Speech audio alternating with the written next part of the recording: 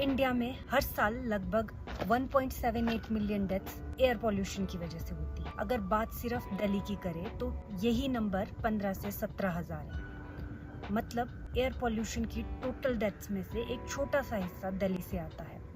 इसका सीधा मतलब निकलता है एयर पोल्यूशन सिर्फ दिल्ली का इशू ही नहीं बल्कि पूरे इंडिया का इशू है। इंडिया का कोई भी डिस्ट्रिक्ट WHO के एयर स्टैंडर्ड्स को मैच नहीं करता है।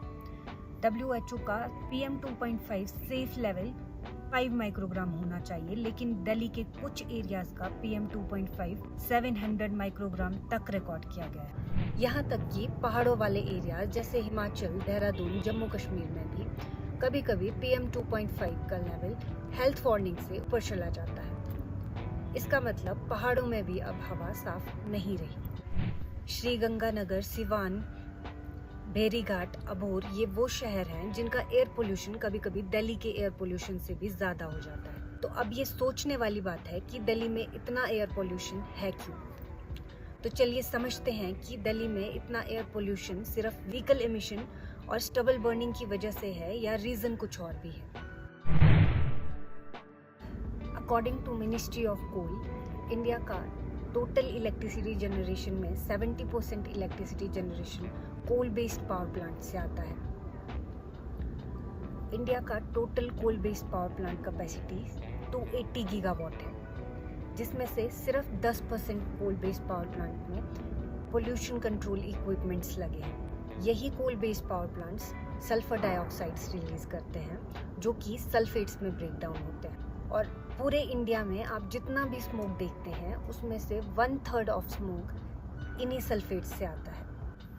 इंडिया की डिपेंडेंसी कोल पर ये दिखाती है कि इंडिया आज भी क्लीन एनर्जी की रेस में कितना पीछे है। दिल्ली के 3 किलोमीटर रेडियस में 11 कोल बेस्ड पावर प्लांट्स है जो आज भी एमिशन नॉर्म्स को फॉलो नहीं करते हैं, जो कि दिल्ली के पोल्यूशन में एक बहुत बड़ा कंट्रीब्यूशन देते हैं। एक बहुत शॉकिंग रिपोर्ट है CREA की, जिसमें वो बताते हैं कि यही कोल बेस्ड पावर प्लांट्स 16 गुना ज़्यादा पॉल्यूशन करते हैं as compare to stubble burning, जबकि स्टबल बर्निंग सिर्फ साल के कुछ ही महीनों में की जाती है और ये कोल बेस्ड पावर प्लांट्स पूरी साल भर पॉल्यूशन करते हैं। 2025 के डाटा के हिसाब से दिल्ली में 1 करोड़ 24 लाख व्हीकल रनिंग है, जो कि व्हीकल एमिशन में एक बहुत बड़ा कंट्रीब्यूशन देते हैं, करीब 20 से 25%। और सर्दियां आते आते यही कंट्रीब्यूशन 40% तक बढ़ जाता है। इसको सॉल्व करने के लिए इंडिविजुअली रिस्पॉन्सिबल होना पड़ेगा। प्राइवेट ट्रांसपोर्ट को कम यूज करके पब्लिक ट्रांसपोर्ट्स की तरफ शिफ्ट होना होगा और क्लीनर फ्यूल्स की तरफ शिफ्ट होना होगा। स्ट्रिक्ट पॉलिसीज भी जरूरी है, लेकिन उससे पहले इंडिविजुअली रिस्पॉन्सिबल होना बहुत जरूरी है। स्टबल बर्निंग अक्टूबर से नवंबर के बीच पंजाब, हरियाणा और यूपी के फार्मर करते हैं। इसमें आफ्टर हार्वेस्टिंग फसल का बचा हुआ हिस्सा खेतों को क्लियर करने के लिए जला दिया जाता है और इसी स्टबल बर्निंग से निकलने वाला धुआं हवा के साथ जब दिल्ली में पहुंचता है तो ये दिल्ली को स्मोक चेंबर बनाता है।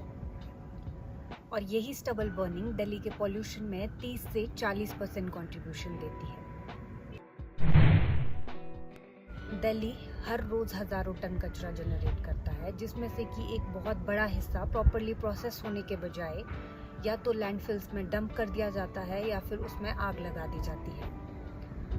और आज दिल्ली में 3 बड़े लैंडफिल साइट्स मौजूद है, ओखला, गाजीपुर और बलसवा, जो कि धीरे धीरे कचरे के पहाड़ में कन्वर्ट होते जा रहे हैं।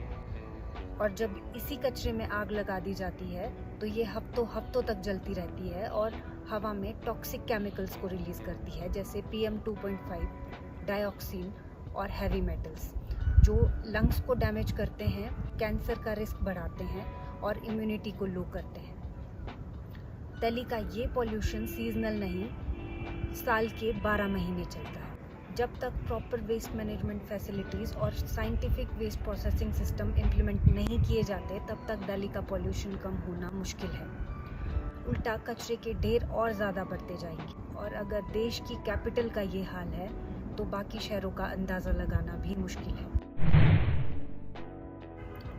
दिल्ली में विंटर्स के वक्त एक और बड़ा रीज़न है पॉल्यूशन का, वो है कंस्ट्रक्शन वर्क और रोड डस्ट। इन्हीं टूटी हुई सड़कों और कंस्ट्रक्शन वर्क से बहुत फाइन डस्ट हवा में उठती है, जो इतनी हल्की होती है कि PM 2.5 और PM 10 बनकर सांस के साथ लंग्स तक पहुंचती है। ये डस्ट अस्थमा और एलर्जी ट्रिगर करती है और लंग्स को परमानेंटली डैमेज कर सकती है।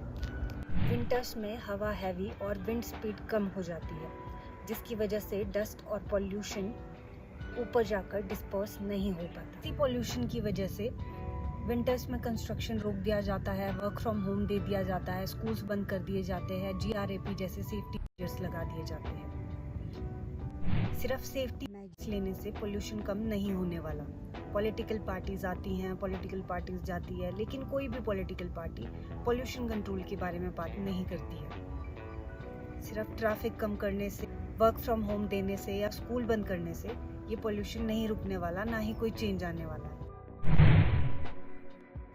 दिल्ली में पॉल्यूशन होने का एक और बड़ा रीजन है, जो है इसका geographical factor. Delhi Indo Gangetic plain में लाई करता है, जो कि लो लेइंग फ्लैट एरिया है। इसके नॉर्थ में हिमालयाज है, जो नॉर्थ से आने वाली ठंडी हवाओं को रोकते हैं।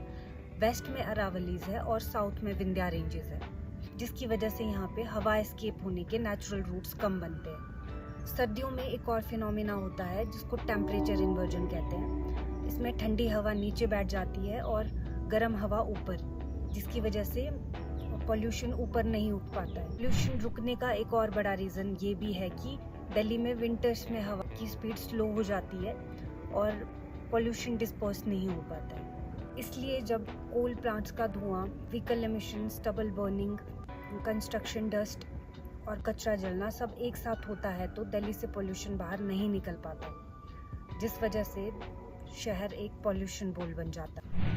अक्सर एक बात बोल दी जाती है कि इंडिया पॉपुलेटेड है इसीलिए पॉल्यूटेड है, लेकिन चाइना ने ये चीज़ प्रूव की है कि पॉल्यूशन पॉपुलेशन की वजह से नहीं होता, बल्कि पॉलिसी फेलियर की वजह से होता है। 2013 के आसपास बीजिंग और चाइना के कुछ बड़े शहर आज के दिल्ली से भी ज़्यादा पॉल्यूटेड थे।